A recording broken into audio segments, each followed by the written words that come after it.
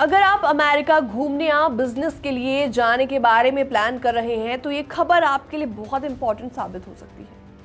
US travel अब पहले से कई ज्यादा कॉस्टली होने वाला है।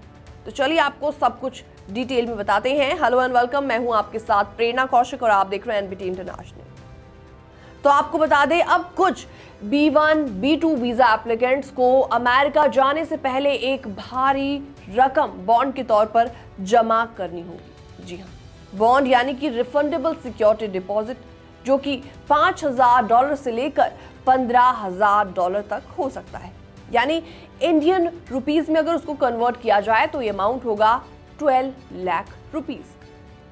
अब सवाल यहां पर ये उठता है कि ये रूल आखिर किसके लिए बनाया गया है और ये कब से रूल लागू होगा। तो आपको बता दें, ये बॉन्ड रूल 20 अगस्त से लागू हो चुका है। यूएस अथॉरिटीज अब चुनिंदा देशों के एप्लीकेंट से ये पैसा डिपॉजिट करवाएंगी। ये वो देश होंगे जिन पर आरोप है कि उनके नागरिक सबसे ज्यादा बार वीजा ओवरस्टे करते हैं। तो इसका मतलब आखिर क्या हुआ? तो आपको बता दें, अगर किसी विजिटर ने वीजा खत्म होने से पहले ही यूएस को छोड़ दिया तो बॉन्ड वापस मिल जाएगा। लेकिन जरा सोचिए, अगर यूएस में आप एक दिन भी ज्यादा रुक गए तो पूरा पैसा जब्त कर लिया जाएगा। यानी आप ओवरस्टे वहां पर नहीं कर सकते। अगर आपने किया तो पूरा अमाउंट आपको देना पड़ेगा, यानी रिफंडेबल अमाउंट आपको नहीं मिल पाएगा। और इतना ही नहीं, यूएस गवर्नमेंट एक्स्ट्रा पेनल्टीज भी लगा सकती है।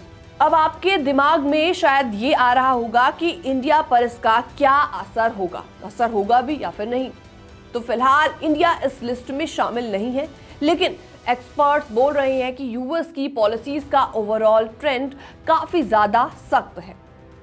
चाहे सोशल मीडिया चेक्स हो, H1B वीजा लॉटरी का एंड हो या फिर ये बॉन्ड रूल, साफ है कि अमेरिका एंट्री अब आसान नहीं रहने वाली। ट्रंप एडमिनिस्ट्रेशन इस कदम को इमिग्रेशन पर टफ स्टैंड बता रही है। उनका कहना है कि इससे इलीगल स्टे रुक पाएगा, लेकिन क्रिटिक्स कह रहे हैं कि इससे टूरिज्म और बिजनेस रिलेशनशिप पर बहुत बुरा असर पड़ने वाला है। आखिर सोचिए, जब कोई हॉलिडे या फिर बिजनेस ट्रिप के लिए जाता है तो पैसा एक्सपीरियंसेस, होटल्स एंड फूड पर खर्च होना चाहिए, ना कि पहले से ही हजारों डॉलर्स एक तरीके के लोन की तरह डिपॉजिट करके बैठना पड़े। तो ऐसे में इम्पैक्ट साफ है। ये रूल उन कंट्रीज के विजिटर्स के लिए अमेरिका ट्रैवल को मुश्किल और महंगा बना देगा और इनडायरेक्टली बाकी कंट्रीज के ट्रैवलर्स भी कॉशियस फील इसमें करने लगेंगे। तो अब आप बताइए कि अगर इंडिया भी कभी इस लिस्ट में आ गया और आपको $5 से $15 तक डिपॉजिट करना पड़े, तो क्या आप फिर भी यूएस ट्रैवल करना चाहेंगे? क्या सोचेंगे इसके बारे में? आपका क्या मानना है? कमेंट सेक्शन में आप अपनी राय रख सकते हैं। बाकी तमाम अपडेट्स के लिए बने रहिए एनबीटी इंटरनेशनल के साथ।